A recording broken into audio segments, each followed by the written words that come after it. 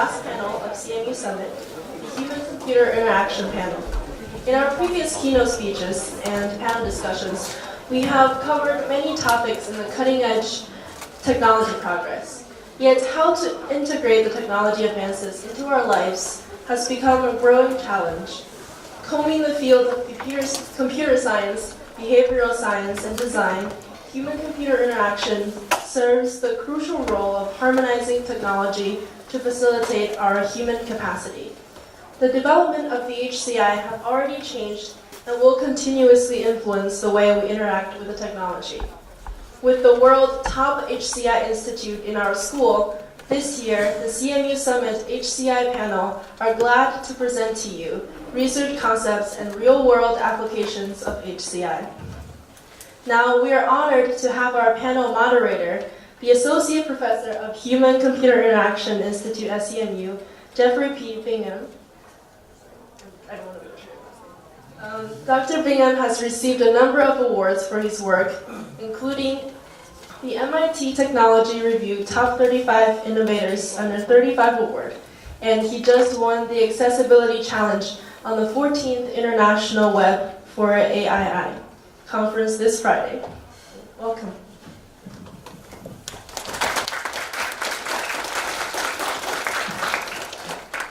Well, great. Thanks, everyone. It's my pleasure to be here with all of you to moderate this panel on human-computer interaction.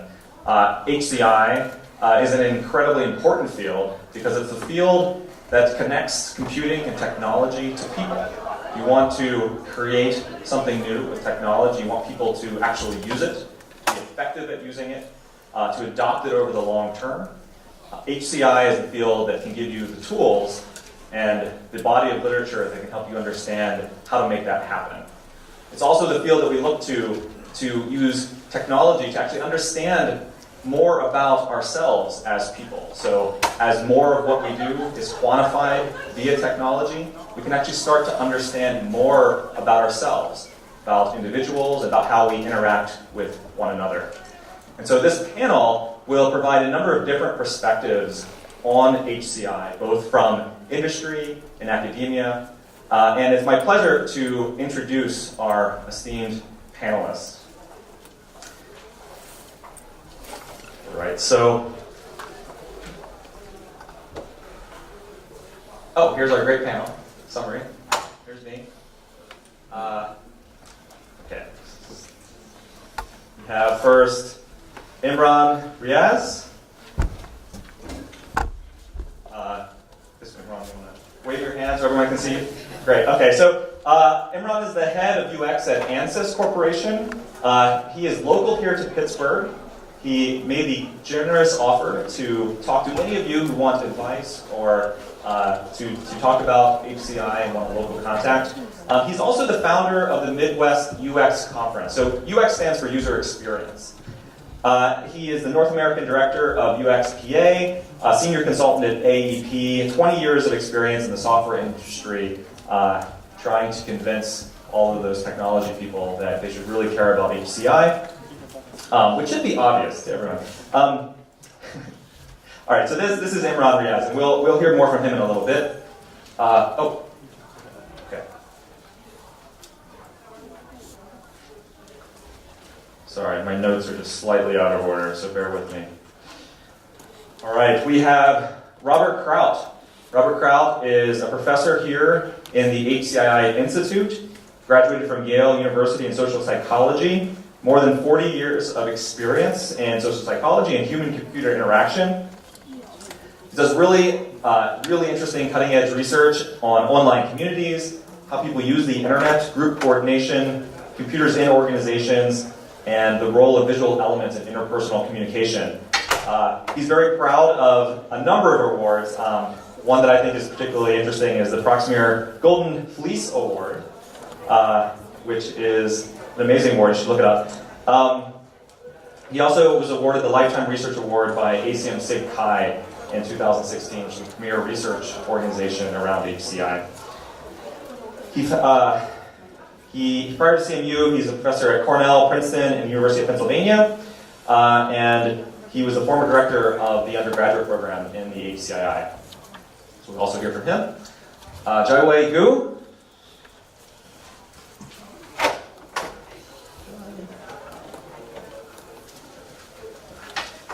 Jaiwei is from Tsinghua University, CEO of Ling Technology, which creates innovative products and experiences, especially in the area of robotics and making robots into more living beings. So I was very interested to know Ling in Chinese also can mean spirit, and so injecting spirit into our robots, which I think is very cool. He's won a number of awards as well. Computer scientist by training. He said he was introduced to HCI at Microsoft Research in Beijing, and I'm interested to hear also what he has to say. Norman Sadeh. Professor in the School of Computer Science here at Carnegie Mellon University. He leads two of the largest domestic research projects in privacy and cybersecurity. His work especially focuses on mobile and Internet of Things technology, so very relevant to probably what we've been talking about a lot recently. He's a co-founder and chairman, chief scientist at Wombat Security Technologies, which is a local company which provides cybersecurity awareness and anti-phishing solutions to companies, and is one of the fastest growing companies in North America. He is the director of the Mobile Commerce Lab here at CMU, co-founder of Societal Computing, which was formerly the COST program, the PhD program here at CMU, and he's the director in the MBA track in technology leadership at CMU. So obviously does a wide variety of things. And his research interests are in privacy and cybersecurity, which he'll give us an overview of very shortly. Go back to me.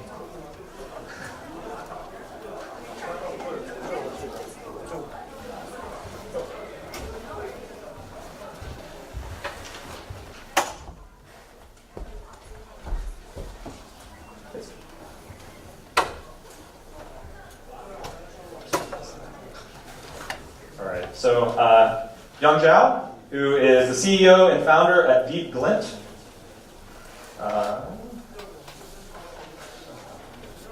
Pulling up my notes. He got his PhD in computer engineering from Brown University, entrepreneur and senior scientist working on computer vision and computational photography. He's worked on a lot of really interesting projects, in particular now CEO and founder of Deep Glint, who creates products in computer vision and visual surveillance, autonomous driving, intelligent city. He's the chairman of UIC, which is a organization around user interfaces for self-driving cars. He's a former senior researcher at Google, at the Google Research Lab. And interestingly, he co-created the project Wingman, which was later renamed Google Glass. And so he'll probably talk a little bit about that. You might want to ask him about that.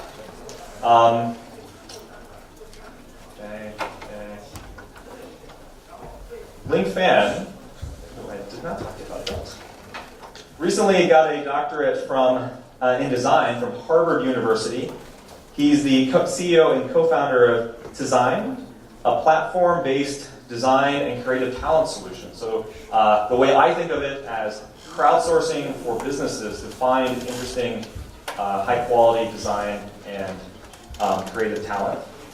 He is a designer and resident at the Harvard Innovation Lab, and recently won the Young Global Leaders Award was named one of the Young Global Leaders by the World Economic Forum.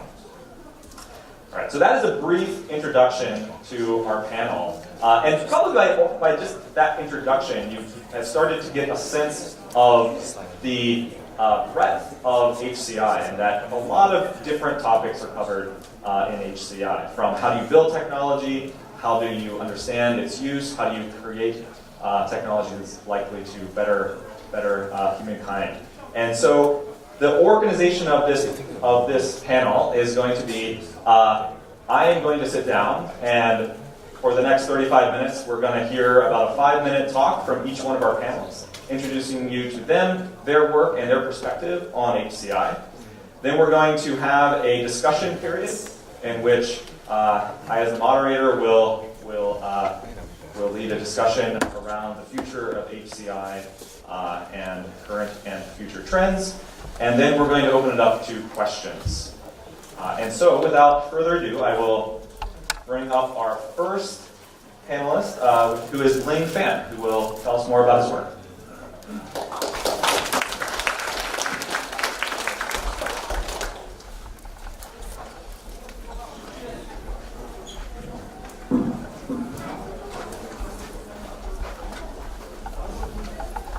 Good afternoon.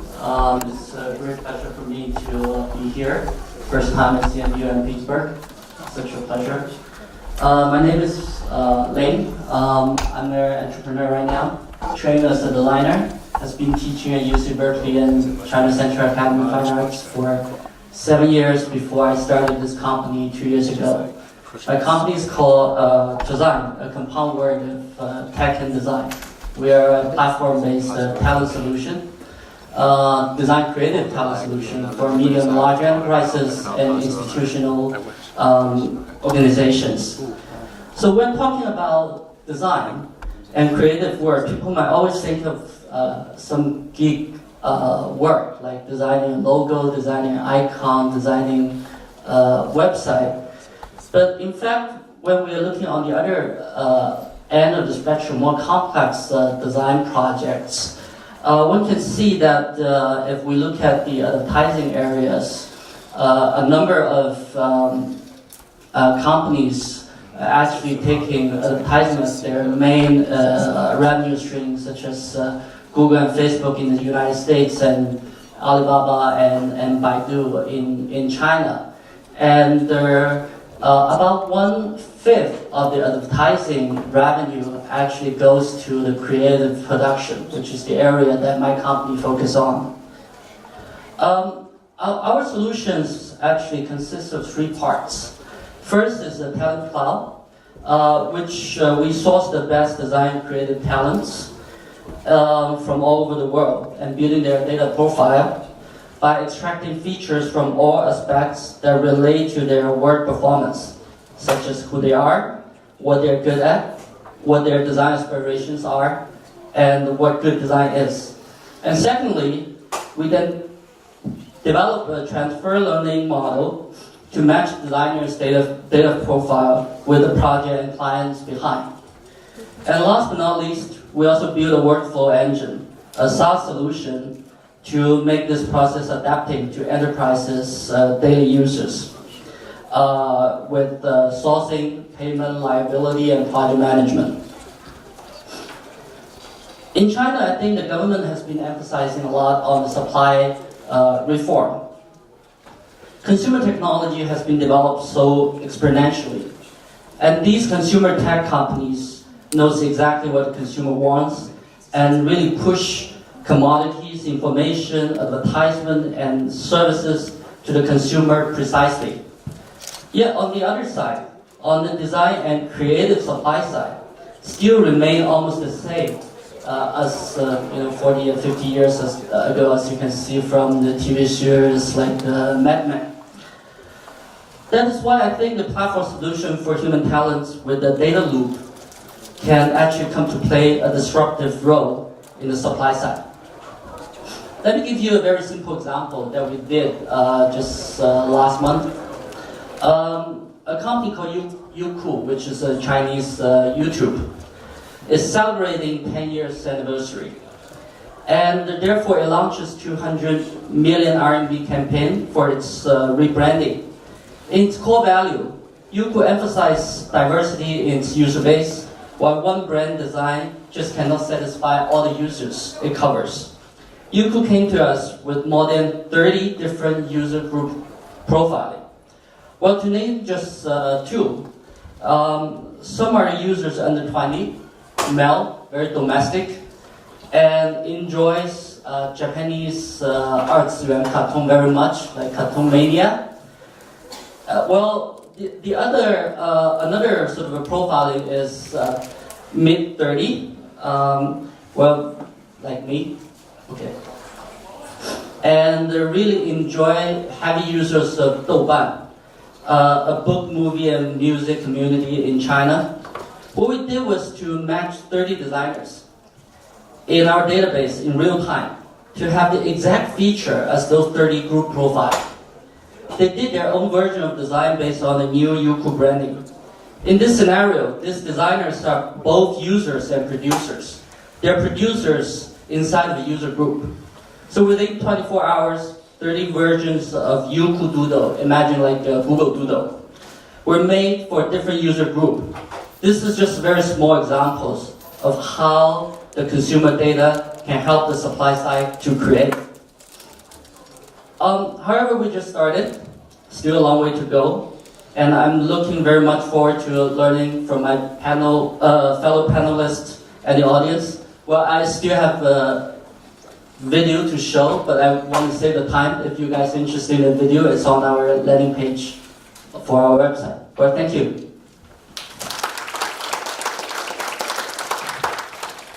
All right, thank you, Lane. Up next, we have Norman Day.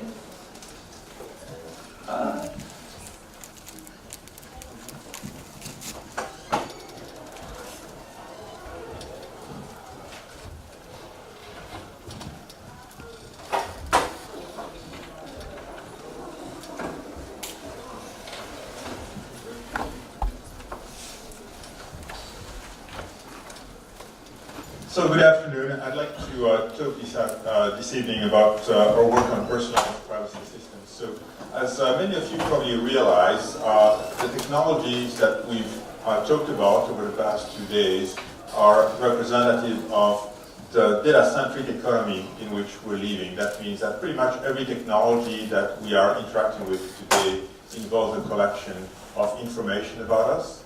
And the basic idea behind information privacy is to what extent we as end users retain sufficient control over what information is being collected about us and what happens to that information, what is being used.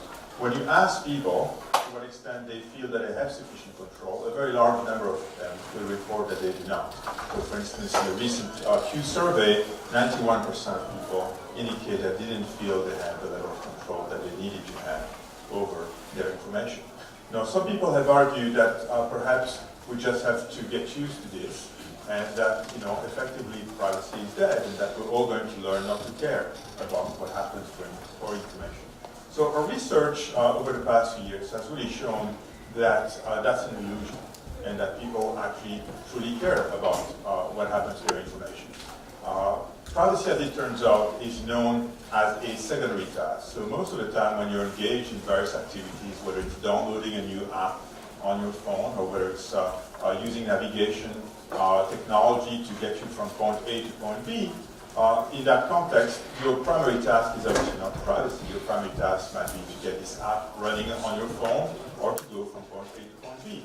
And therefore, you're not going to be terribly motivated to think about privacy. You're going to tend to discount the potential risk associated with privacy, and you're going to tend to place more emphasis on the short-term rewards associated with your primary task, such as being able to play with Angry Bird on your cell phone. But when you show people screens like this one, for instance, then you find that they truly care about their privacy. So in this particular case here, this is a screen on a cell phone, an Android cell phone, and we're telling someone that, hey, your location data has been accessed 1,222 times over the past week, Snapchat, Facebook, Yelp, and 13 more apps.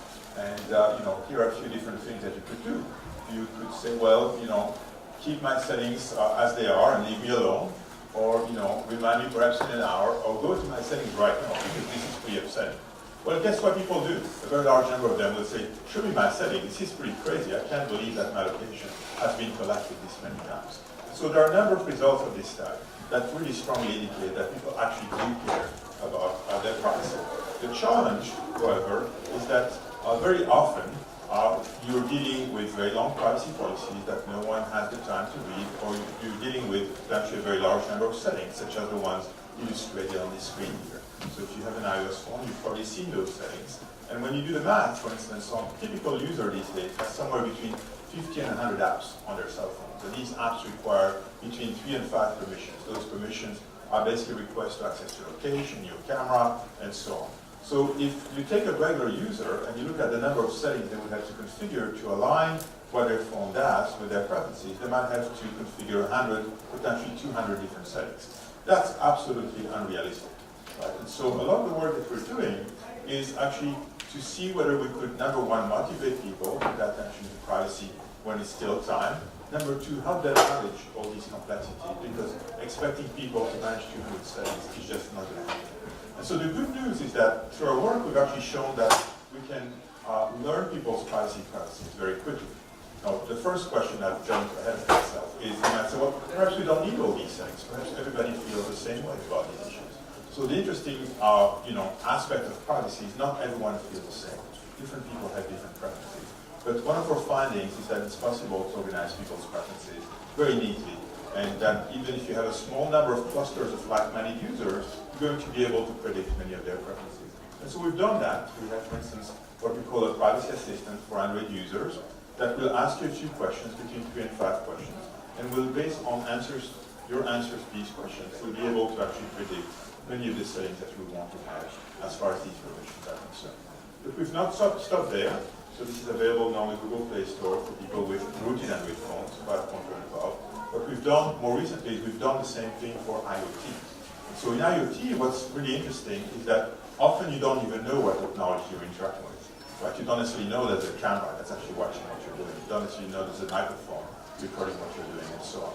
And so this has involved the development of infrastructure that will effectively enable users to discover, through their privacy assistants, technologies that are collecting information about them, and will very selectively warn them about the presence of these technologies, what they do with their information, and help them configure any settings that might be available if such settings exist.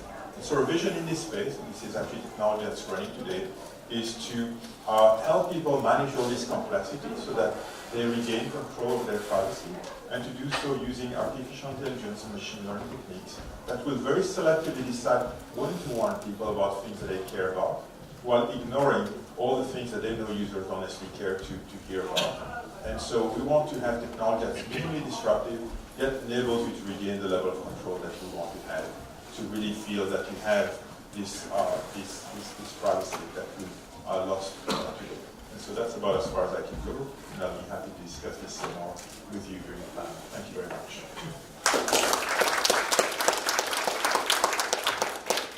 All right, thank you, Norman. Next we have Young Zhao.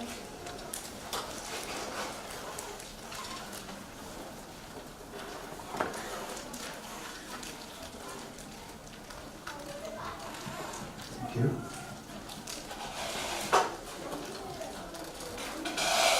Computer vision is about making the computer understand what it sees, and it's becoming more and more interesting in the past few years.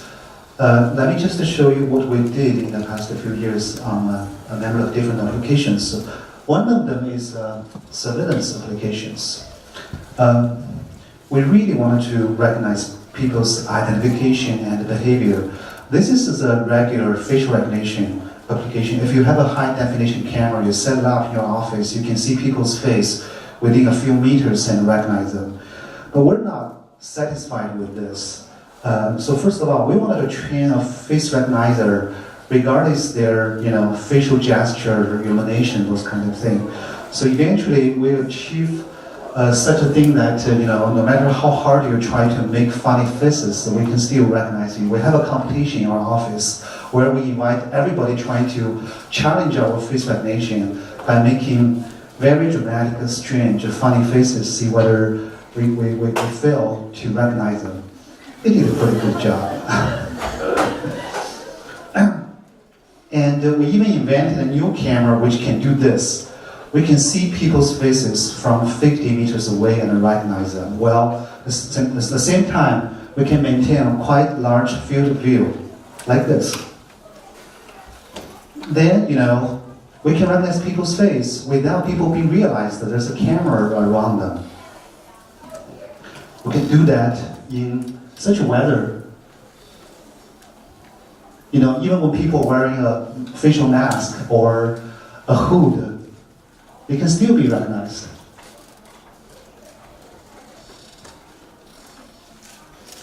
And not just their face, also their vehicles. These days, we can use computer vision to recognize not just the license plate, but also the make, model, year, how you put the sticker on your windshield, not just from the front, but also from the rear.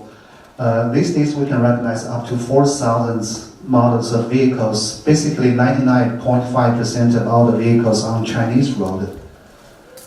Even in weathers where it's very hard to tell the license plate from such a image quality, we try to make the algorithm to guess the license plate number, and we find out that most of the time the algorithm can guess your license plate much better than your human eye.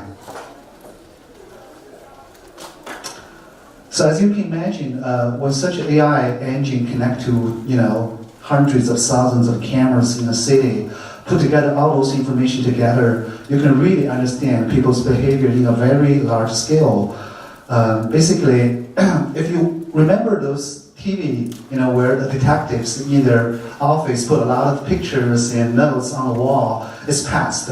These days, if you log into such a platform, you can clearly see your person of interest, for the cases that you really care about, where those people showed up, where the vehicle showed up, those kind of things. Besides, we're also interested in people's behavior. So with certain depth camera, we can really figure out, people's movement in their trajectory level and the skeleton level, like this. This is not Microsoft, the Kinect. We can do that from a surveillance view angle. And we can tell whether people is fighting or they're doing some strange things in different scenarios. Actually, because we understand people's behavior, we enable such a feature in our surveillance system that whenever you feel you need help, you can go to surveillance camera and wave in front of the camera, and we will know that.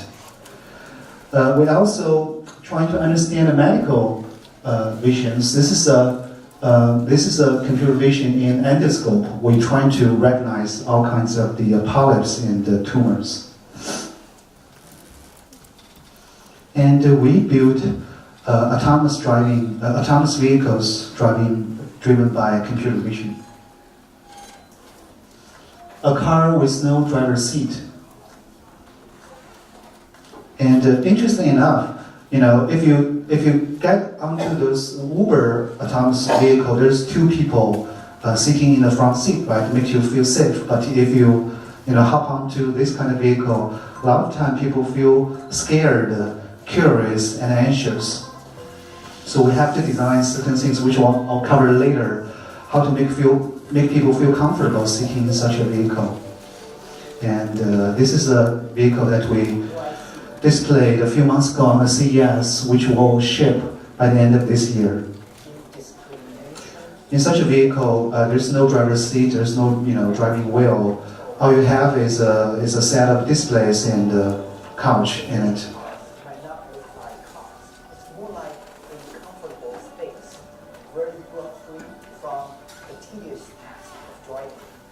Okay.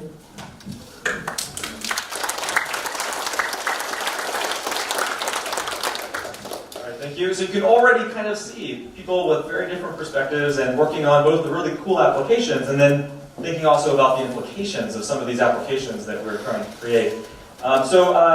Next up we have Imran Riaz. Be thinking of your questions. Good afternoon, everybody. I was here speaking with the HCI students a few months ago. I guess they must have hated me so much they invited me back to punish you guys along with myself. But I'm going to be talking a little bit about what user experience is and where my vision is for the future of the user experience. Obviously, we can't get into too much detail in the time that's allocated for this conversation, but hopefully we can have some questions and discussions as we get into panel discussions. So, what is user experience and why I'm so excited about it? I think user experience field has the potential to really help us shape a better future for the convergence of technology and the human AI and all of the other technologies that are coming in. User experience to me is really all about two things. At the end of the day, it's about creating a value for you as a consumer, but also not just the value that you really enjoy. Something, a product that can give you the functionality, but it's something that you hate and it frustrates you, that's not a great user experience. Whereas user experience really should be focusing on not just providing the value, but also creating the great experience. And my focus is to take that and start applying it to other aspects of our life. I'm hoping that when you walk out of this room, you're starting to think more about user experience and how could you be ambassador of creating better experiences for yourself, for the people who are around you, and the products that you're working on. It's not always about just creating more and new innovative products and technologies. So currently what we are focusing on as a user experience, within the user experience field, it's a lot about the products, how they perform, how can we improve the productivity of those products, what are they doing, what's some of the frustrations that the customers have. So if you log into a website and you can't log in because it doesn't recognize some of the aspects that you're trying to use it. For example, I was trying to log into a local hospital here and was trying to pay my bill. And it kept on asking me for my social security number, but it wouldn't recognize me as a customer. So I could not log in. That's a huge frustration. Now I have to wait till tomorrow when the customer service opens up, call them. That's a waste of my time as well as their customer service people. If it was a better experience, I could have been done in 30 seconds, right? So that's where we currently are. But what I'm hoping and suggesting is that we are starting to take the UX process and the user experience field itself to start applying to some of the other aspects of life. For example, the corporate business models. What I mean by that is corporations don't have to run purely on a profit motive. Yes, that is an important part of the organization, why the organizations exist.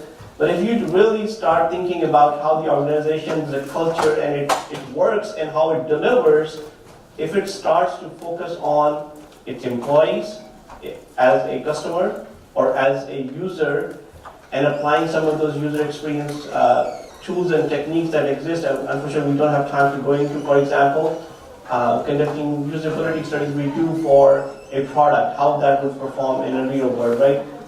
How can we apply some of those type of techniques with our employees and help improve that management-employee relationship? Help using some of those tools to improve the productivity and increasing the trust within the organization. So some of those type of things, I'm hoping that when you guys start getting into the field and you're working in the organization, you're talking about some of those type of experiences. What are the areas that I'm hoping that we start applying this? It's not just the products and services, but also design thinking models, applying that within the organization, building the culture around design thinking, building the culture around collaboration, building the culture around communication as well as feedback. And then management tool. One of the things we have to think of is how the management and employee relationships go. A lot of the times organizations get into problems because there's a lack of trust. And one of the best ways to build a better trust is being able to communicate, being able to figure out what is working, what is not working in that relationship, and we can do that through user experience tools and techniques. Okay, so my time is up. I won't go into the details, but these are very, very high overreaching goals and vision that I'm putting out for everybody to think about. But here are some of the things that you can use as a matrix to see whether you're going in the right direction, whether you are achieving your goals and objectives, taking the UX to the next level. And with that, and we can hopefully get into discussions later on if you have any questions. Great, thank you. Our next speaker is Jaiwei Gu.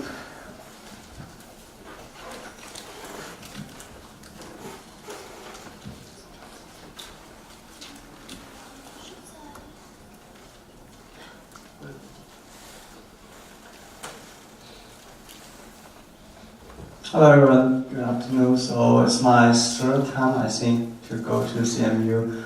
Last 2 times I come here with my position as in Baidu. So probably people join the first talk I come here, knowing what I'm doing in Baidu. But now I have a new position to come here. So I found my new company. It's called Lin. I was just, the moderator just mentioned that the Lin is in Chinese called Lingxing. That's kind of a new Chinese character talking about the spirit. So that's a correspondence we want to create a new link world, which full of the symbiosis of the human and the robot.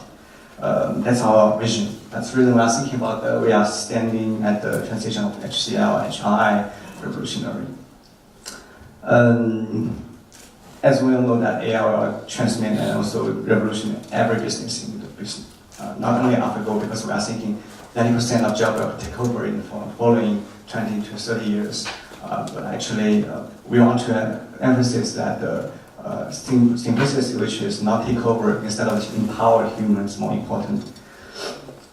That's really we are thinking that we are on the transition of moving from Internet Plus to AI Plus. That's going to be happening in the following 10 years and 20 years.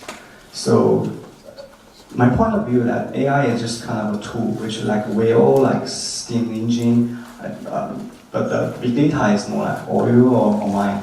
So internet will go down as infrastructure. So that's the current stage. But later on, maybe AI will also be the infrastructure later when a new coming of a new technology. That's the thing we are now at the narrow AI. That's really in some Chinese character very interesting. We are seeing about the 弱人工智能, which like means 弱智. So at the 弱智time, so we are doing some new product-driven innovation instead of purely technology-driven innovation. But later on, when the general AI and super AI come up, we can do much more. Every product will be upgraded as great product. So, and another interesting topic is that I want to say the robot is not only in Chinese called 机器人, right? In Chinese we said aliens, 外星人, robot 机器人, everything is 人. That's too much algorithm and also too much human-centric actually. Human and robot should be totally different animals. So to get back to the human computer interaction model, so we know we are experienced the GUI in PC and then iPhone brings it to TUI, and now we are building to more conversational UI because like in mobile phone the information flow are more fit to mobile, and then our conversational flow will be more fit to IoT and the next big wave. So we're going to face ubiquitous and everything will be intelligentized. So which is our company now, try to build AI robots with the force of being like the force in Star Wars to create a new world which we live together with the new species, which is the living objects.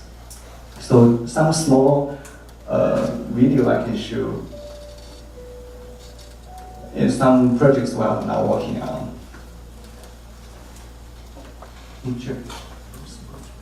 Dedicated slant technology. Way more to discover.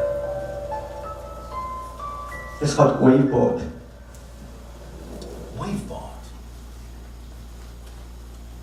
And also Hey, my name's Gio. investment Jibo, which is a robot. Boston-based company founded by Media Lab Professor Cynthia. Sagittarius. This is your house. This is your car. This is your toothbrush. These are your things. But these are the things that matter. And somewhere in between is this guy. Introducing Jibo, the world's first family robot. Say hi, Jibo. Hi, Jibo. Hands-free helper. You can talk to him, and he'll talk to you back. So you don't have to skip a beat. Excuse me, Anne? Yes, Jibo. Melissa just sent a reminder that she's picking you up in half an hour to go grocery shopping. Thanks, Jibo. Expand. He'll be able to connect to your home. Welcome home, Eric. Hey, buddy. Can you order some takeout for me? Sure thing. Chinese, as usual? You know me so well. And even be a great wink. You have a voice message from Ashley. Want to hear it? Absolutely. Hey, call 好。 Better make that take up for 2, Diva. 它在家庭中的角色呢，不是一个机器，而是一个有温度的一个新物种。它能够跟周围产生一些互动，不管是人也好，环境也好。 So we are actually take over the research and development in Chinese version of Jibo and also operation and marketing everything for Jibo. So now we have 2 product lines. One is called Family Member, including Jibo and one of the other one, and also another product line called Kids Friend. So we do an exhibition in CES in Las Vegas in July this year. So this is the show. To be proud that we have as big as the Xiaomi's size of the CES exhibition for there this year.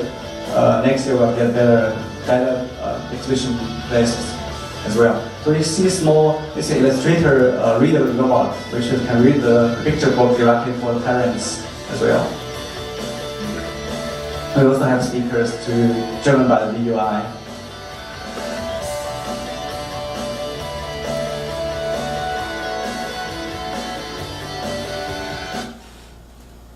So together with the Lean, which is a consumer robot company, we want to make the ecosystem as technology-wise. So we found this also industrial-driven AI lab. It's called the Wonder AI Research Lab. It's different with like traditional founding team. We are more like industry-driven AI accelerator. So these are partners. We also partner with DeepLean and also our mother company, NetPosa, and all the rest of our listed company. And also Zen Fund is well-invest funding, and 3 startups including us and Yung's company and another self-driving car company.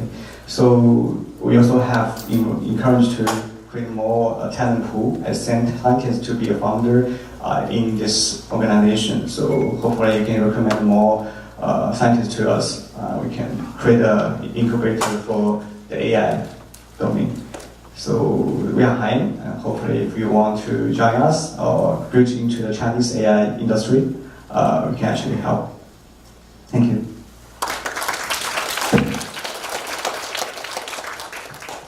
All right, thank you very much. And our last speaker of the panel presentations is going to be Bob Kraut from right here at CMU.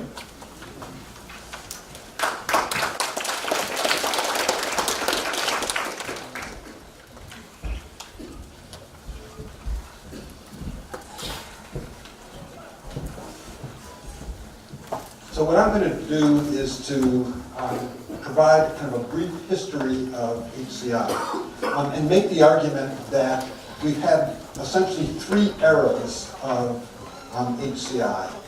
Computers as tools, computers as communication devices, and computers in which people are embedded. Computers are tools.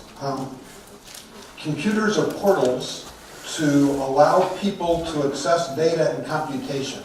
And HCI was a way to make that process easier. So probably most people in this room don't recognize Microsoft's kind of DOS in its old days. But you can see as you go from that to kind of Lisa to modern user interfaces that the experience has changed dramatically.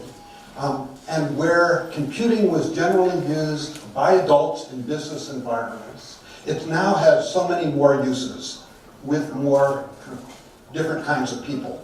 Kind of kids, games, kind of commerce, etc. So HCI is one of the things that made that happen. Computers as communication devices, that is, computers as intermediaries between individuals, pairs of people, between small groups, and even large communities of individuals. And again, this is something that's routinely happening now.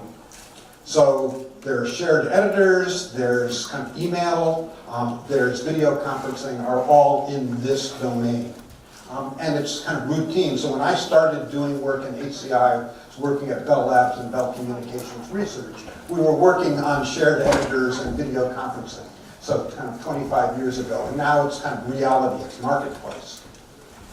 And then I would say that what's radically changed, all those two other eras, thought about kind of computers and people as kind of different entities. What we have now, the relationship between people and the technology they've used has moved to a different level with the emergence of online social networks and services based on user-generated content. Rather than people being at the periphery of the computer system, at one end of the camera talking to somebody at the other end of the camera, here people are embedded in the very fabric of what we think a computer system is. This distinction is clearest perhaps when we look at a system like a peer production community that writes Wikipedia, where the people, the wiki environment, the content are all the same. You don't distinguish them. Or Facebook, where 4.5 billion people involved with technology, and the technology and the people comprise the experience. They're not distinct anymore. Or online social networks like cancer support communities, in which the content, the people, and the technology are all the same. Online support communities, or any of these social environments, can fail lots of different ways. And if you think now about system design, you're no longer thinking about how do you get a machine to recognize something, or how do you make it easier to use. You have to start thinking about social engineering as well as the creation of innovative technology. So just imagine one example here.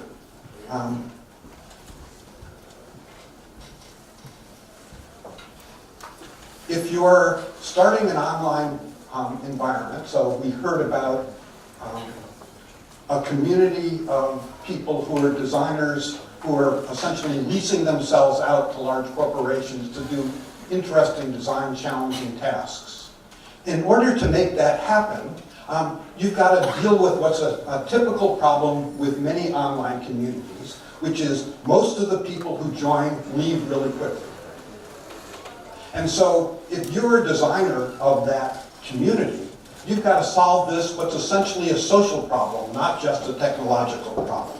So in an online cancer support group, fewer than 3% of the people who join one of those kind of stay 90 days.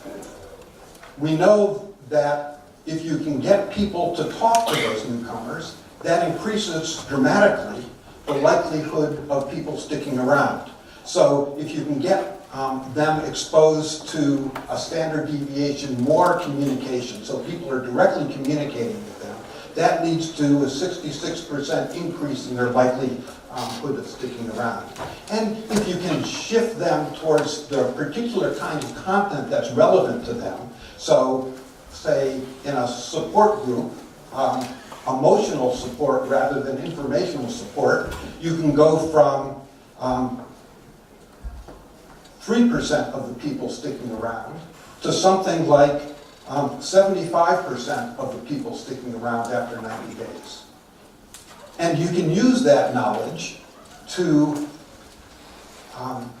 tweak both the technology and the social affordances to get people to stick around. So, for example, this would be an example of using kind of matching systems so that people get connected to the kind of other people and the kind of content they're most interested in to solve that one problem that I kind of talked about. If you want more information, it's here.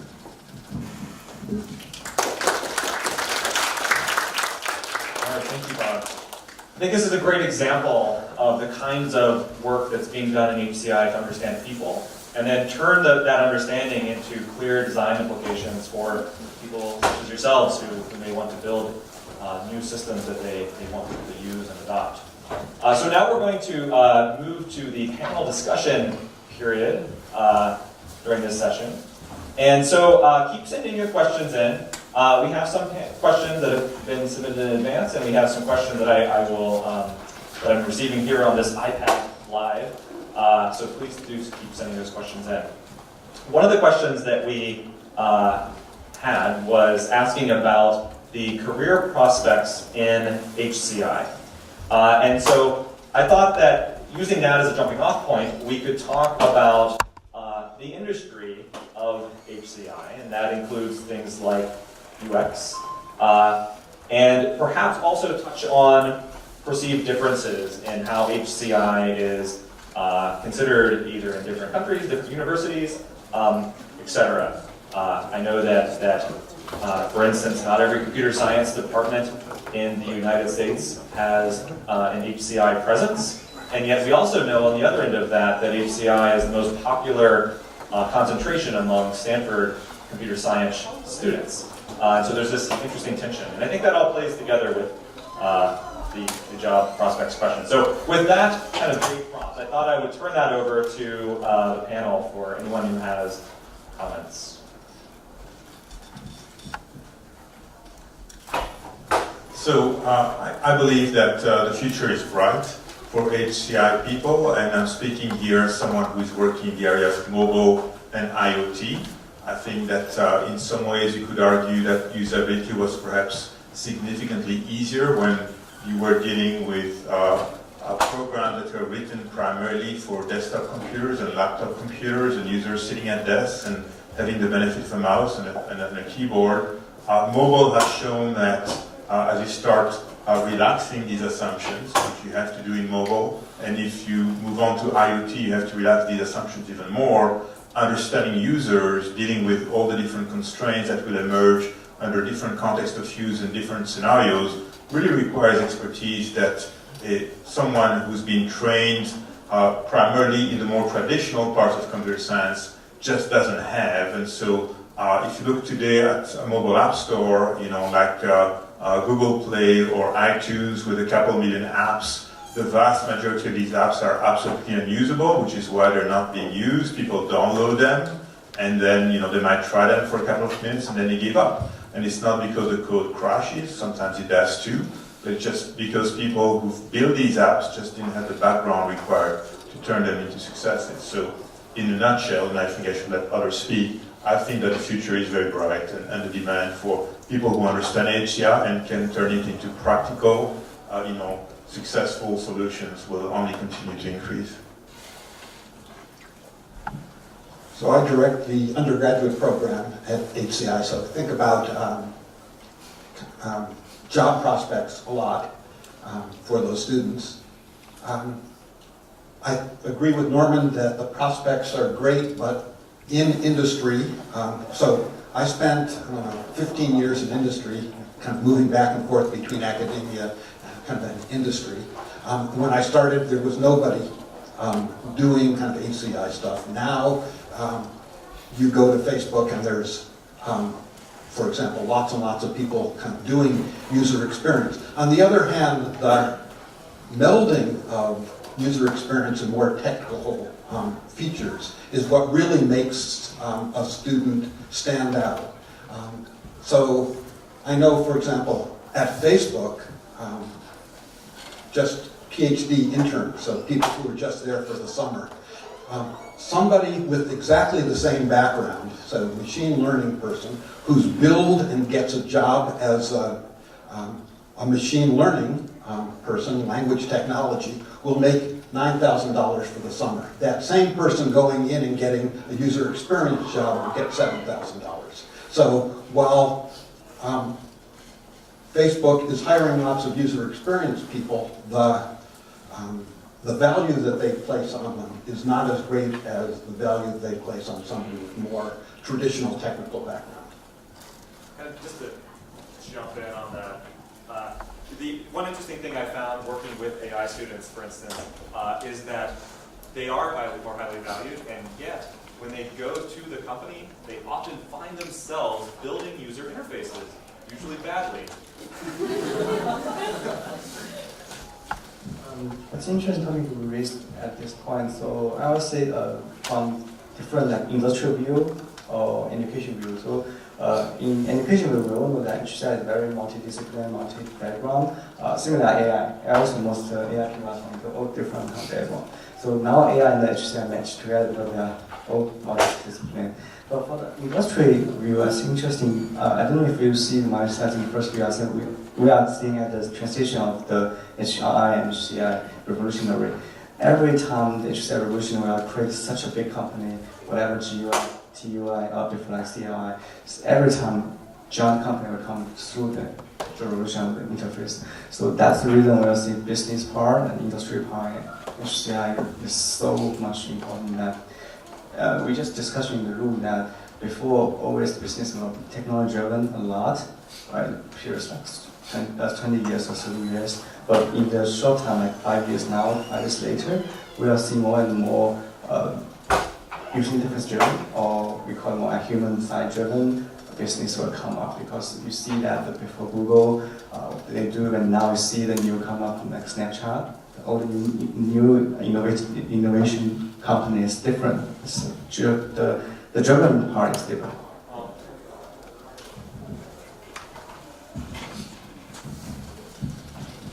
I think from a technology industry perspective, I represent a large organization that delivers solutions to the customers.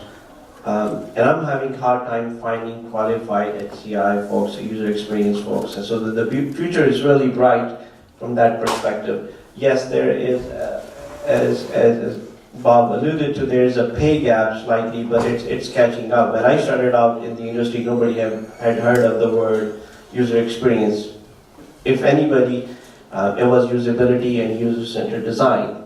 Now, every company talks about user experience and they want to have qualified people creating their technologies, and not only just creating the technology, but giving them the edge over their competitors.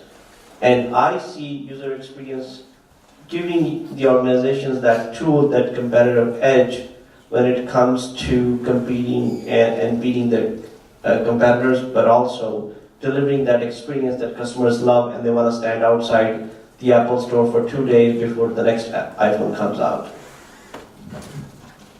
Yes, I think I don't know if this mic works, but I think it's increasingly true that we are not competing as much on technology in all of the industries, and we're increasingly competing on things like product design, things like ability to attract and maintain your users. And so HCI UX people are the ones that are trained to figure that stuff out. I was asked a question, and so I got to put in a plug. A lot of my research deals with a very similar set of issues around accessibility for people with disabilities. And so this is also, it's interesting to hear the discussion, because the same sorts of the lack of qualified people to do the jobs, but industry maybe not catching up with the pay level, and yet it being vital for industry to compete increasingly with both the population that they want to reach and also with regulations. It's very much a parallel with UX, it sounds like.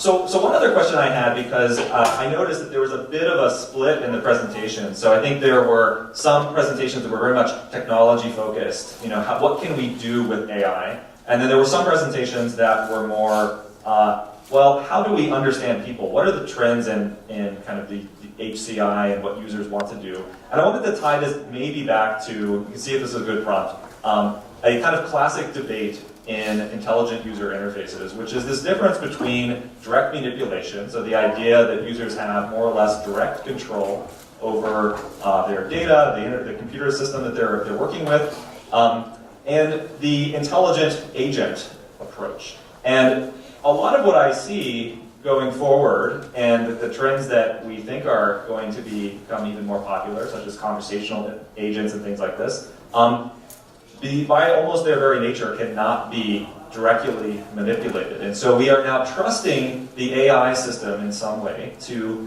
properly match our intent, to be transparent about what it's doing on our behalf, and things like this. And I just wondered if the panel has perspectives on what that might mean. So again, coming into this from a mobile perspective, what I've seen over the past few years, and I found it very interesting to observe, for instance, Apple, but Apple is not the only company, there are a bunch of others, and looking at the amount of resources that they've devoted to developing Siri, right? And you know, I've got an iPhone. I also have Android phones, but you know, I've been using my iPhone, and I use Siri once in a while, but it's nowhere near the aspiration that this company has, as well as, and the same is true for many of its competitors. And so, if you ask yourself, how come, right, this company is spending so many resources and they're not giving up? Right? And if you think about it, they're not giving up because they just don't have any alternative. If you look at the success of mobile over the past 10 years, the iPhone was just introduced about 10 years ago now, we've reached a stage where obviously apps have been driving the success in this space. But today with 50 to 100 apps, right, these touchscreen phones have reached their limit as far as usability is concerned. In the old days, when you had 20 apps, you would look at your screen, you'd find the right icon, you'd click on it, and you'd get the weather. Nowadays, you look at most users who've got 100 apps on their phone, and they're scrolling through screens, trying to remember what the right icon looks like. And this has become unusable. And so if you want this space to continue to grow, right, which obviously everybody wants to see, right, then the only way to overcome this challenge is to establish a new level of interactivity with users. And that new layer effectively is one where you no longer have to require users to think about which app is doing what. Instead, you're trying to start reasoning and interacting with users in terms of tasks and in terms of goals, and then the underlying functionality, the assistants, the intelligent agents, have to figure out how to go from these tasks down to the underlying functionality. That's effectively, I think, what the vision is in this space. But it's also been very humbling to see, in many ways, how much industry has struggled to convert this vision into reality. The fact that they're not giving up suggests that they've not come up with an alternative, and that they will have to get there in order to overcome this plateau that they've reached. So that's my perspective. Norbert brings up a very interesting point, and actually my team is working on this new concept. Previously, but as an organization, we have always delivered products. Here's a product to do X, and here's a product to do Y. Now, what we are focusing on is, as a user, what are you trying to achieve and what can we give you? It's more task-based rather than product-based. So it's starting to become more intelligence, build more intelligence into it, rather than giving you lots of different products and you having to figure out which product I would use to do what. Well, I think one sort of situation that we are facing is actually the scarcity of attention. We have multiple apps, we have a lot of things that are going on in our daily life, we have a lot of options. And the one that gets the most attention actually will suck all our attention, all our time. And I think in that case, then interaction is really important term.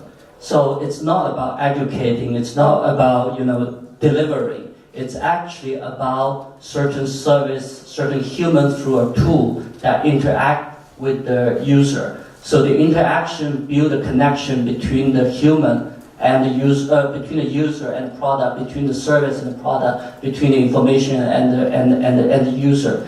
I think that in this scenario, actually the human-computer interaction, human-human interaction, human-environment interaction becomes very critical, and then become very critical in terms of how to build this kind of common language or the sort of sympathy between the purpose and the user self, therefore between the attention.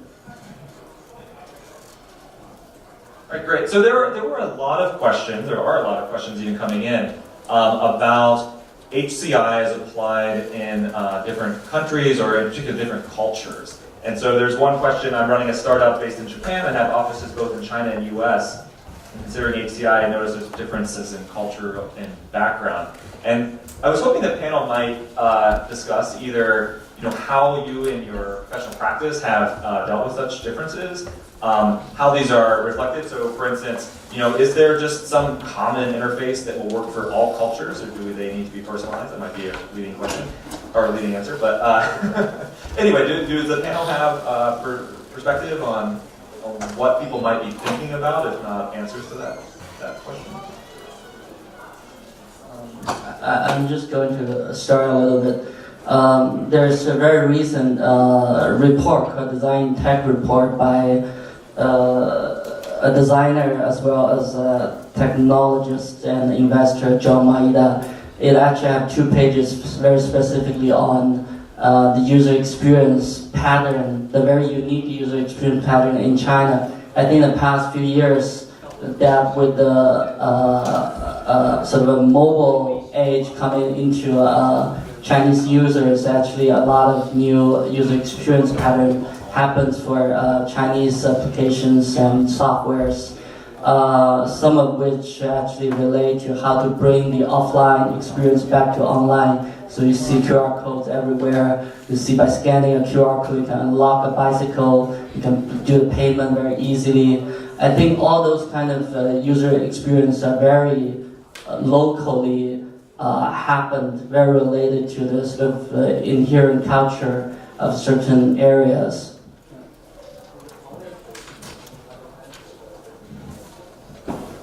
So, one of the challenges that I see as an organization that delivers products to multiple continents, multiple countries, it's not just between the US and the Chinese differences. For example, in the past, what we have tried to do is deliver content in different languages. So we create the product in English here in the US, and then we try to convert that into Japanese or Chinese. And that, to me, most part does not work, because it's just not just translating the words. We really need to take into account the context that's going to be used, the cultural aspect of things that comes into play. For example, some of the very basic, simple things. There are languages that go from left to right, and the languages go from right to left. Just putting a different words there in a different language does not solve your user experience processes.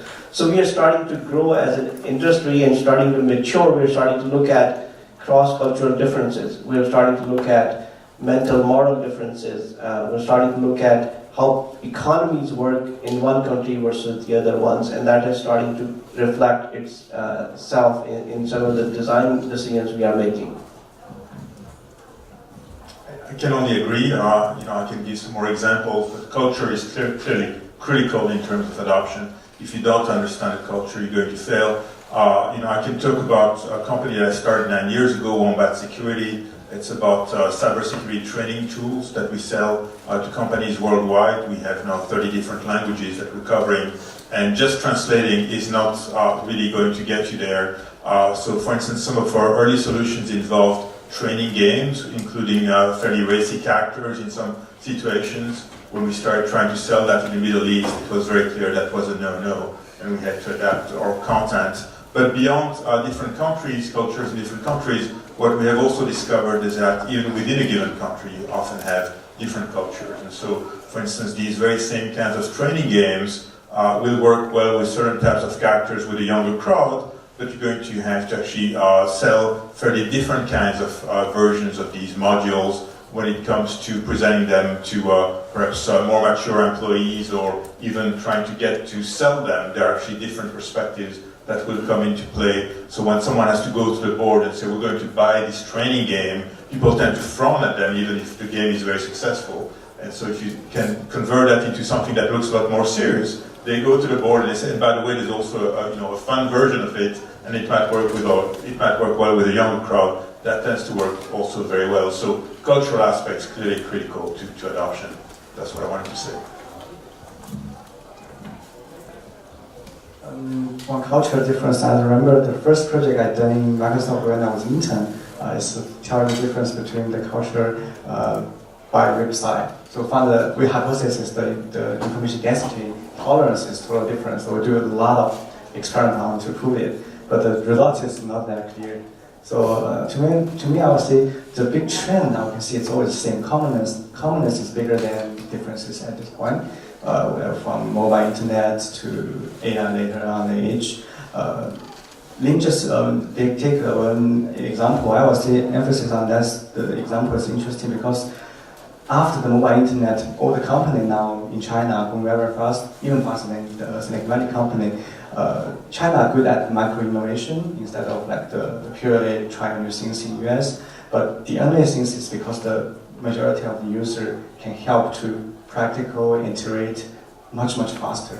And also because you see that we have so many cases from Chinese people skip the phone, voice phone, to jump that one, and also the email. Most Chinese people don't have the behavior to use. We call this not cultural level difference. I will say it's more like the situation level difference. So the situation level difference will create a lot of new opportunity for the innovation at this moment. So to echo another question, last one, talking about the VUI and the GUI, we always ask ourselves, because we are doing VUI company, so what kind of situation VUI is better than GUI? The only answer is the blind people. So that's the reason we do like in Baidu. But we can see some other situations which take over a little gradiently. For example, for the strong AI or the general AI come up, so the agent, like you talk with a server in restaurant, is much efficient than you doing like iPad manually select something. But short term, you are driving car, you are doing like kitchen stuff, you can hands-free to manipulate the operation, the menu. There is different gradient stage for different kind of user. Echo will never succeed in China because the reason of the speakers, not the big amounts of the appliance in China. That's cultural issue or situation issue. We can tell difference like different houses, the big size and small size. They use different kind of devices to be entity, TV or speaker or some lamp. What comes in will be the VUI entity. We are now doing more iteration on this thinking. I want to extend this topic to a little bit bigger domain.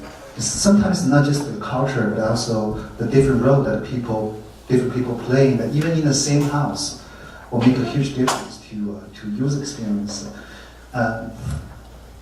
When I first entered in the industry of surveillance, I never thought that we have to design user experience in such a product. Usually, people think that video surveillance is all about observing, all about peeking secretly. But really, your products are dealing with four kinds of people. The people who pay the bill. For example, I'm the manager of the store. I wanted to install a surveillance camera in my supermarket. Or I'm the employee who works in the supermarket. Or I'm a customer who walks into the supermarket to shop. Or I'm a theft. I wanted to steal something in the supermarket. Really, the products are designed for all four kinds of people. So, imagine you can recognize every single person, right? You don't want to offend the employee that we're watching your behavior, we're looking at you whether you're working hard enough for your manager. Or if I can recognize a theft, these days we have a large data set of all people with criminal history. How can you deal with that? That's very interesting. You probably don't know that a lot of customers who deploy surveillance technology, they don't want to capture people who actually commit a crime in a space. All they wanted to do is to tell people that we're watching you, so don't do anything bad here. In Canada, actually there's more fake camera being sold than the really working camera. In China, almost every place where they place a surveillance camera, they have a big sign saying that this area is being video surveillance. And we're developing technology where we can tell the owner of the camera and also the people with criminal history. Sometimes if we can tell, this person has a lot of criminal history in the city, when the people get into the store, we just tell him hello, what's up? And sometimes we tell the name, just to make them understand that, okay, we know who you are, and you don't want to do something too bad. And eventually, some of our customers want the camera to move, like a robot. Many people challenge whether we need a surveillance robot, because we already have so many cameras which basically cover every corner of our space. Because the experience is very different. People may think that, okay, there's nobody going to watch this video But now you put a camera on a moving platform, and they see you, they say hello to you, and whenever they saw somebody standing by the side of the car, the robot is going to say hello, like, "Hi, what's up?" If there's somebody trying to, open the car door illegally, they will realize that, okay, somebody's watching me, they recognize me. So then, this comes with a physical influence, right? So now I realize that in order to design a good surveillance product, we really have to look into the feeling that surveillance product bring to all different kind of people in a space. And that's a very interesting topic.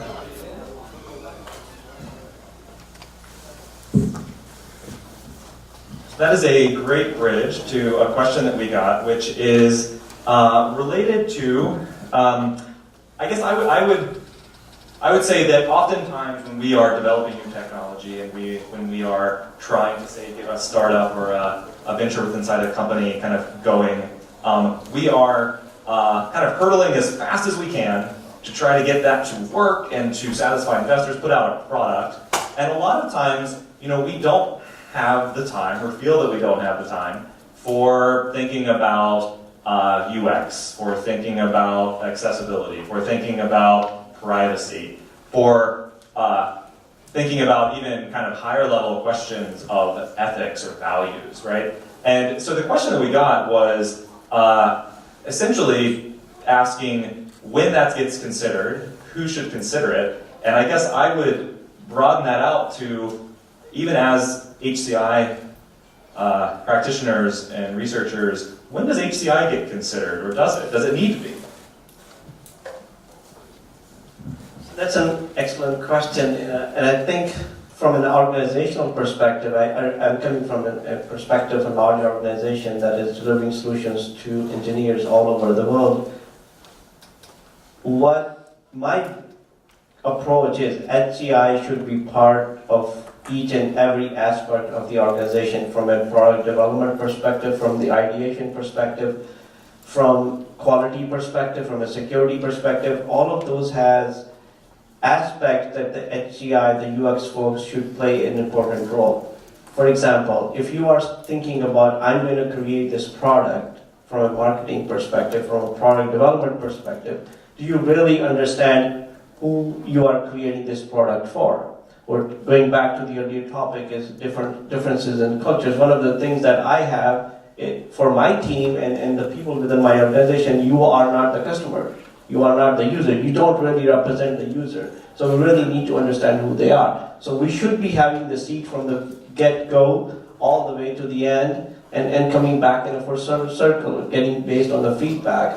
It should never be the question whether the user experience at the HCI is part of the discussion or not. It's you are always there, having discussions around who are you trying to serve, how are you trying to serve, is it really beneficial to the customers, that the product that you're trying to create.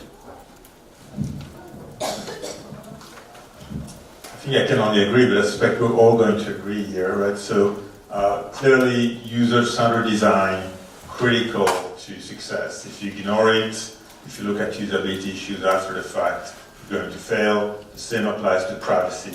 The same applies to security. I teach mobile and IoT here at Carnegie Mellon, and it's a project-based class, so all the students are required to work in teams and develop new apps or new IoT solutions. And the toughest thing for them is when they hear that I tell them they're not allowed to code for the first few weeks. And I tell them you've got to understand who your users are, you've got to do some contextual inquiry, you've got to identify what information you're going to need, you've got to look at the trade-offs between utility and privacy, and so on. And basically, these are all master level students. That means they already have a computer science degree, they clearly know how to code, and it's just so difficult for them to, because the way in which they measure their progress is based on the number of lines of code that they write. And we tell them, look, you're not going to be allowed to write anything for the next few weeks. It's really, really traumatic. And yet, as we know, right, the coding that they would do if they were to start coding from day one would be absolutely useless, right? So the challenge is, how do we basically get this message across more broadly. There we see business constraints, right? Companies want to get their products out as soon as possible, right? There are clearly constraints from the engineering teams that want to start coding, and you've got to tell these people, look, hang on a sec, we're going to try to figure, what you really want to build, what the user really needs, how we can really help, what is the problem, how do we solve it, right? And so those are really interesting tensions that you've got to solve. Their organizational tensions, their behavioral tensions, and that's obviously, and maybe somebody wants to add something to this, but I suspect we're all going to agree on the importance of looking at those issues ahead of time rather than after the fact when it's too late. Let me just add to that to say that there's lots of different kind of parts of the design and development process that HCI is relevant to. And some things, I think you can wait. You can fix things after the fact, but figuring out what the product should do based on what it is that its users are going to want and how they're going to use it is kind of central. So that's the part that Norman was talking about, that understanding kind of the user and their intents. And then you can make it harder or easier to use. You can figure out if you're going to use a voice interface or touch interface, whether it's going to be direct manipulation or not. But the essential question that I think HCI is most geared toward is understanding kind of intents, not how to execute.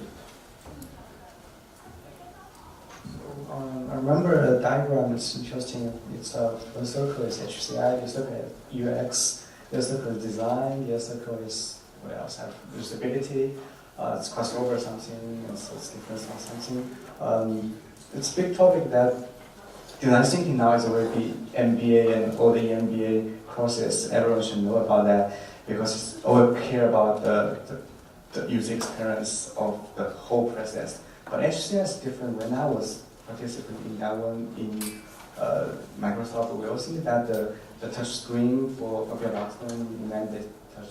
That's more like HCI, but later on, more people designers are designing user interface that's more user experience. So user experience are more appearance for audience to discoverable, but the HCI part is more low level and architecture level. So that's really maybe HCI is kind of a way more professional people to first to architect stuff, then more and more. Not the design background, not the UX background people also be involved more in the UX part. So that's the two difference. But like what I said just now is HCI is always a very big change. When the new HCI come up, it means a big change. But UX always iteration and subtly change different kind of details. That's two differences. I had a very strange experience when we designed the autonomous driving vehicle. At the beginning, we realized that the vehicle need to interact with pedestrians, with people outside of the vehicle, because we want people, before they cross the street, usually you have the eye contact with the driver, right? But now there's no driver in the vehicle. How are you going to interact with the vehicle? So we put a display on the windshield of the vehicle. So when we see somebody standing by the side of the road, we're gonna slow down and just ask this person, do you want to pass by? And that was great, but then we met this new problem. So usually, when every single day we have visitors coming to experience our autonomous driving. So usually, we put the people in the cabin and we have one test driver. Well, there's nothing to drive, but there's a big button in the vehicle. Whenever something happens, you can push the button to stop the vehicle. But sometimes when we're short of people, we just put the visitor in the vehicle and send the visitor to the road. And suddenly, almost everybody was like, they're afraid. They're like, what? Like this? What if the vehicle, crash into something? And then we realized that, people could be afraid if there's nobody sitting in the vehicle. And we need to design something that to make them comfortable, or at least distracted. In fact, both are very important. So then we put two displays inside the cabin. One is to display, what the vehicle perceive, the traffic, how they make decisions. Before they wanted to make a left turn or change lanes, we let the passenger know that the vehicle is making a decision in a proper way.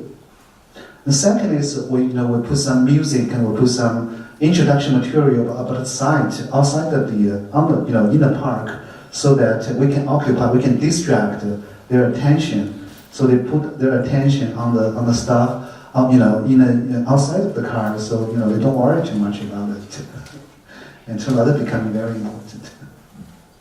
And also something about that, because also we are participating in the user experience in autonomous driving by we do a very interesting question, is what do you want to do in autonomous driving car as a user? So in the top three, as one of them as interesting, someone want watching movies, someone want reading books, someone want to make love there in the situation. It's interesting, is that situation that user needs will turn to another very, very weird and very difficult issue. For example, for the accelerometer to understand it's a road situation or that things. So that learns, which means the machine learning should learn much more than traditional user usability tests can solve the boundary different things, because the user needs to change very fast because of technology, and then the traditional usability tests will not solve the problem because the new situation will come up.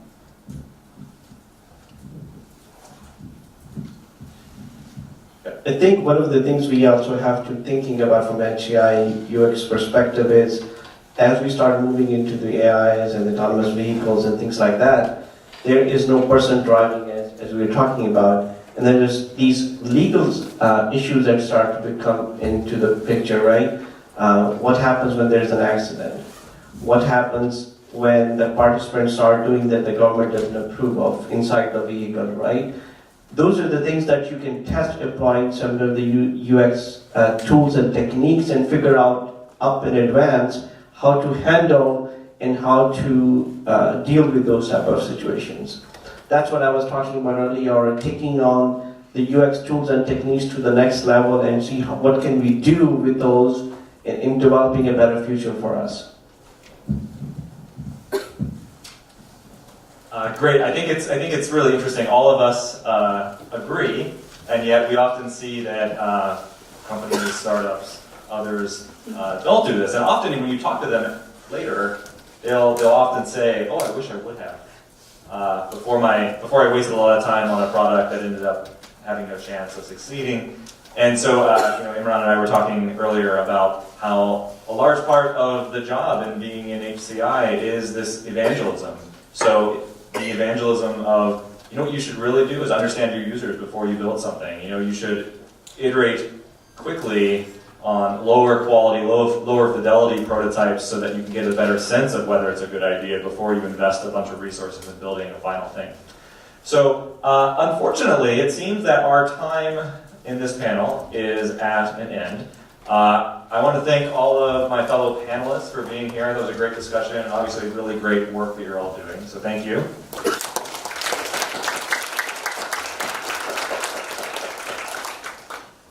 And I don't know if there's more announcements from the organizers or...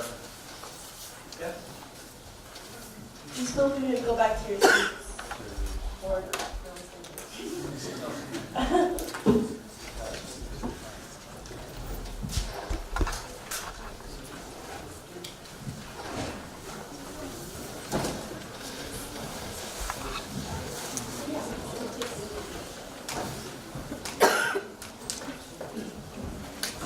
Thank you, everyone.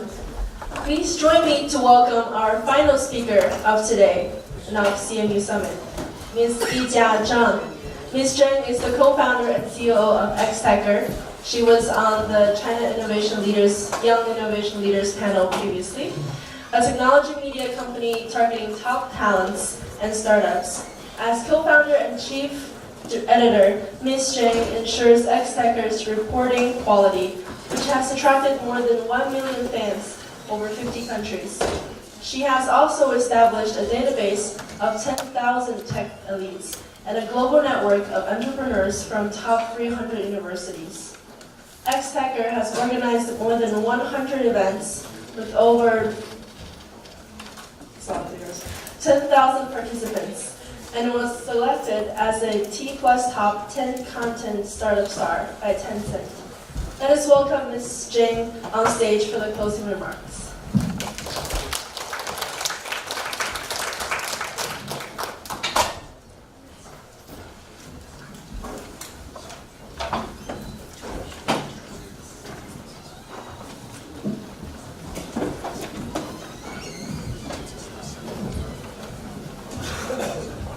Good afternoon, everyone. My name is Yijia Zhang. I am co-founder and COO of Xtacker.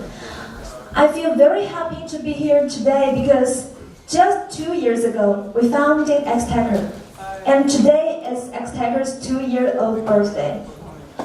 Xtacker is a technology, media, and a service platform aiming at building a global network to find, connect, and support the world's top technology talent and their projects.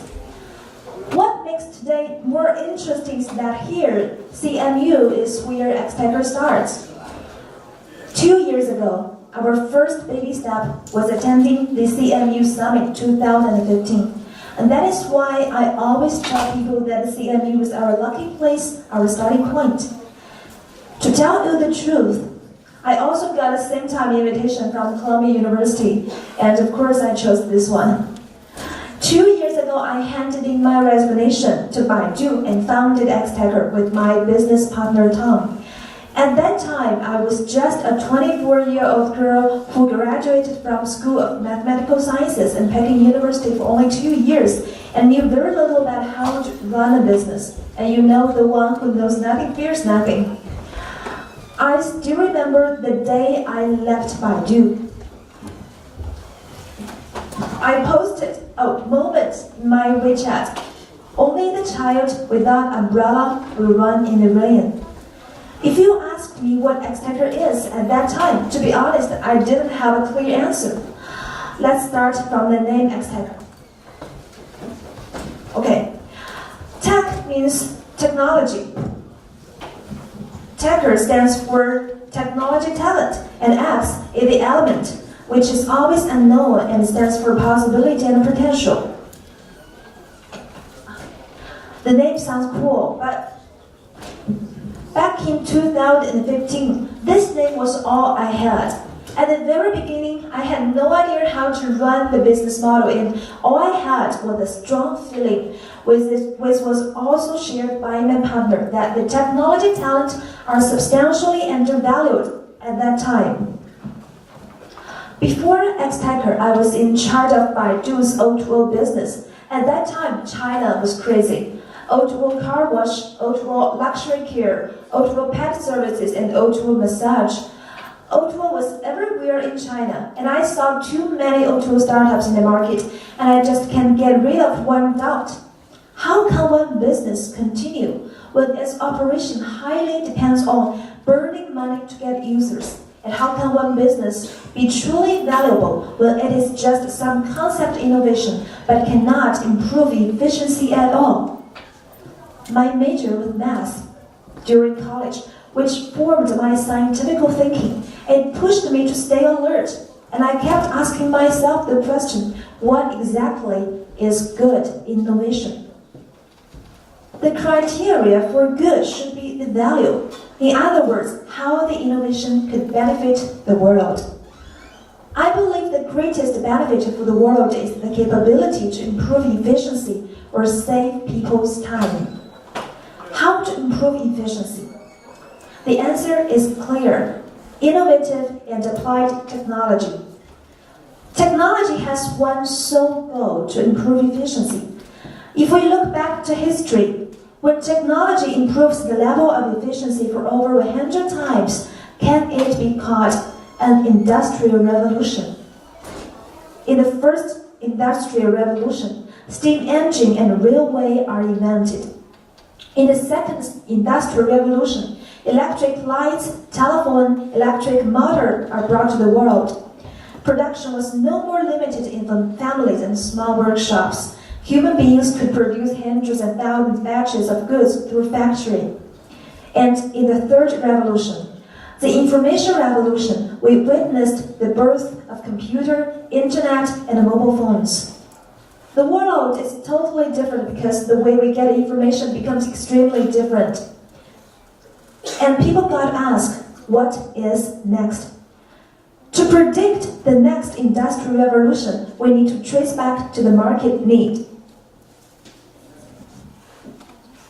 Okay, if we look at the online market, mobile internet have already passed its best time. We are living in a world full of too many apps and links. We are suffering from information overload, which makes it harder for you to run a new website or app today because the demand stopped growing.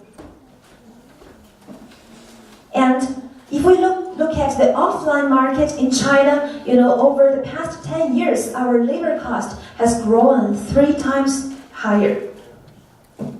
And now, made in China is no more a legend in the world. Our labor force is neither cheap enough nor efficient enough. So the low-end manufacturing is flowing to Southeast Asia. High-end manufacturing is returning to Europe and America, and we are hollow inside. Under the current circumstances, what is the top problem we need to solve? Industrial operating.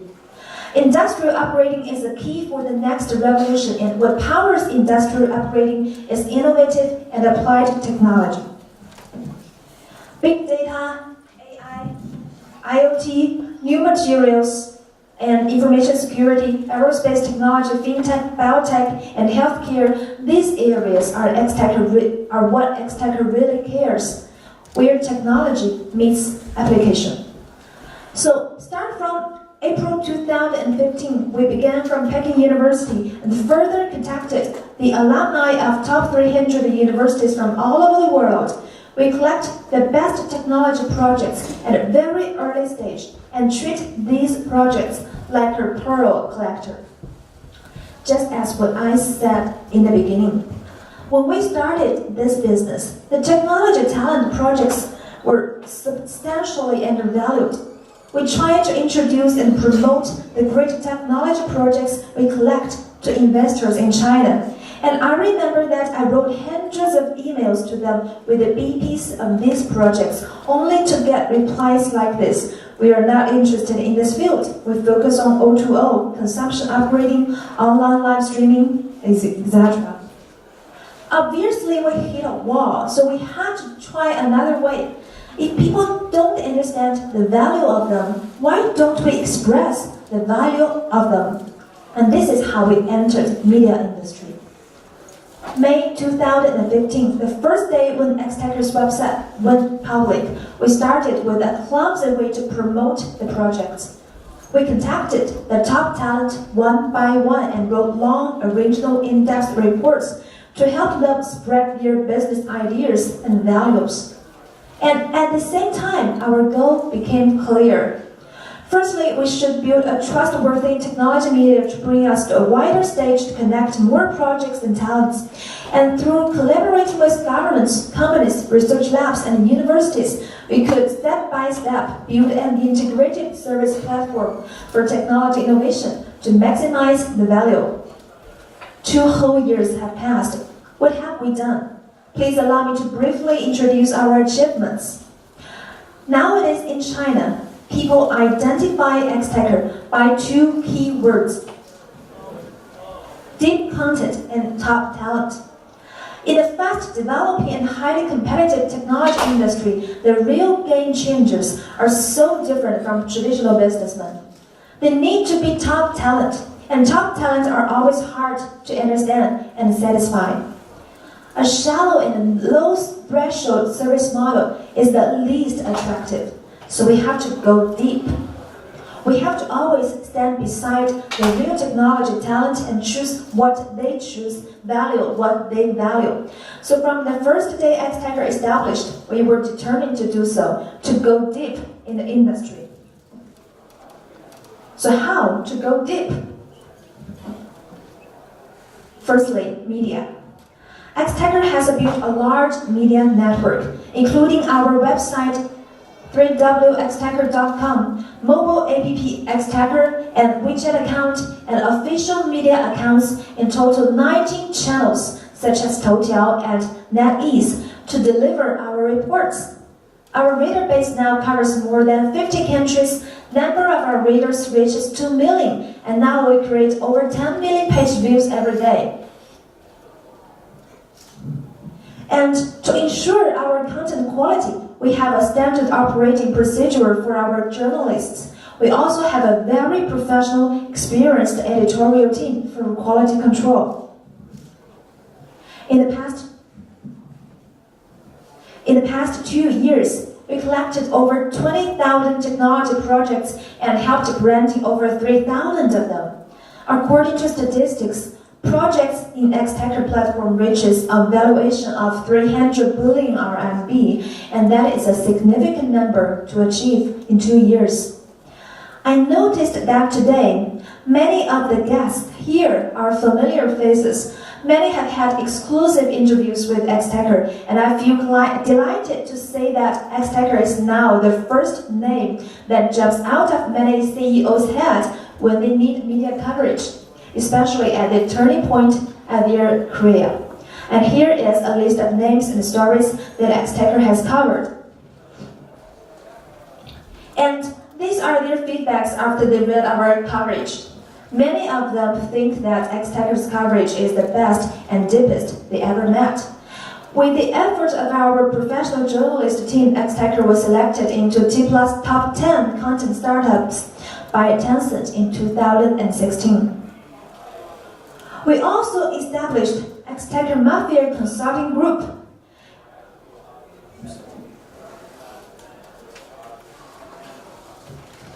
With more than 200 advisors from venture capital, academia, and the industry. At the same time, we also built a global alumni network to connect over top 300 universities to quickly identify the latest technology project and research. Now our talent database has over 10,000 technology elites from all over the world.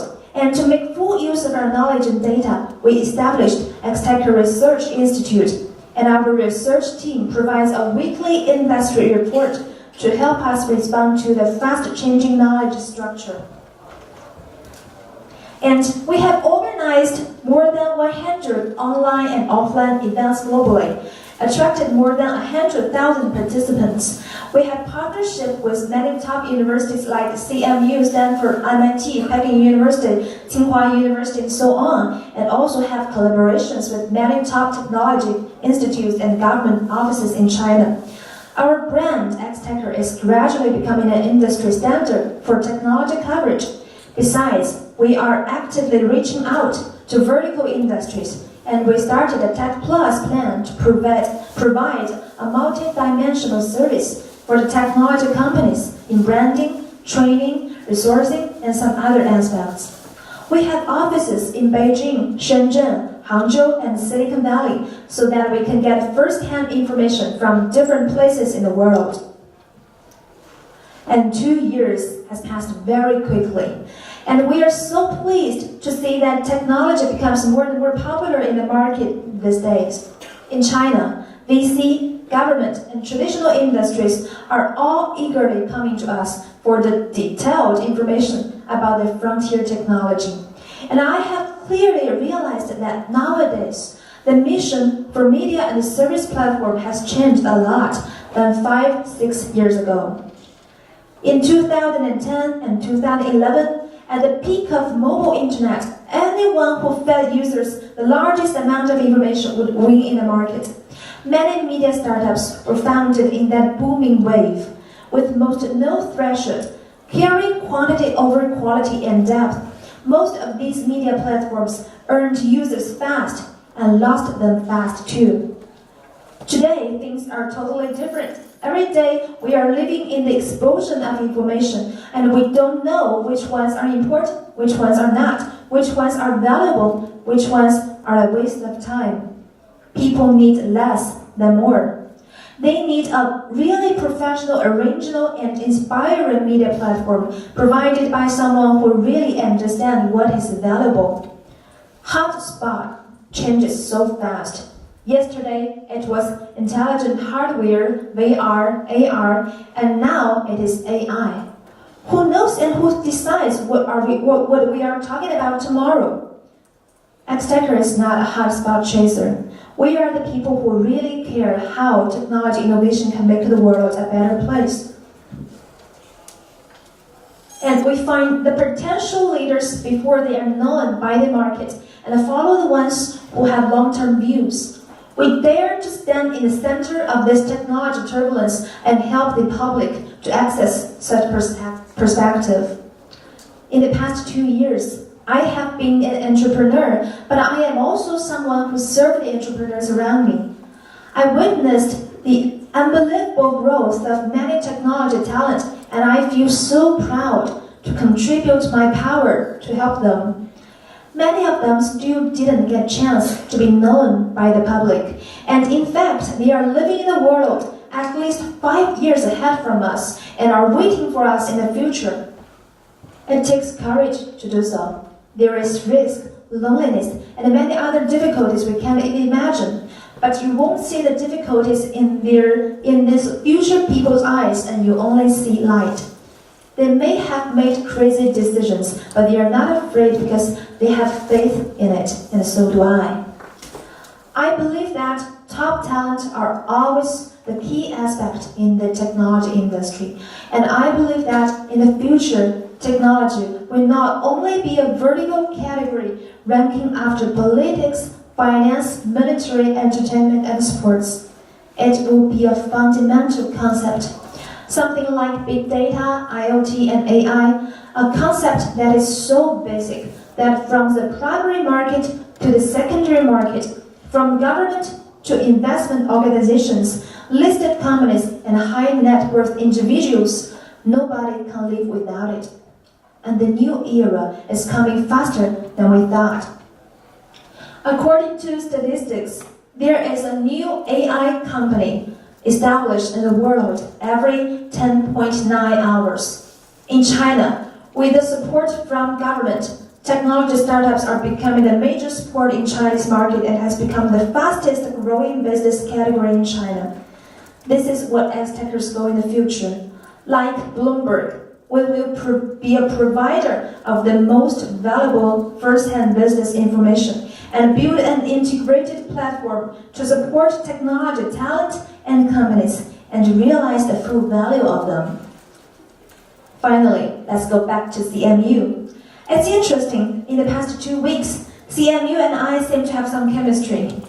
A couple weeks earlier, I had a deep interview with Professor Andrew Moore, Dean of the School of Computer Science at CMU. And last week, I went to Hainan to cover the Librettas poker event and got the chance to interview the founder of Librettas, Professor Thomas Sanhong, and Dr. Kai-Fu Lee, the one who brought Librettas to China. And just before I boarded the flight to CMU, I got the news that I was selected to Forbes 30 Under 30 Asia. Although this was not directly related to CMU, it again proved my opinion in the beginning. I believe CMU is my lucky place. And I want to share the luck by sending out this invitation. If you are a technology talent and you want others to know your project, you can come to me. And if any of you are interested in technology and want to understand the industry, please go to X-Techers website and you won't be disappointed. Currently, we only have Chinese version, but soon an English version will go online. We also welcome new members. If you want to join us, please reach out to me as soon as possible. And thank you all, and CMU Summit. See you next year.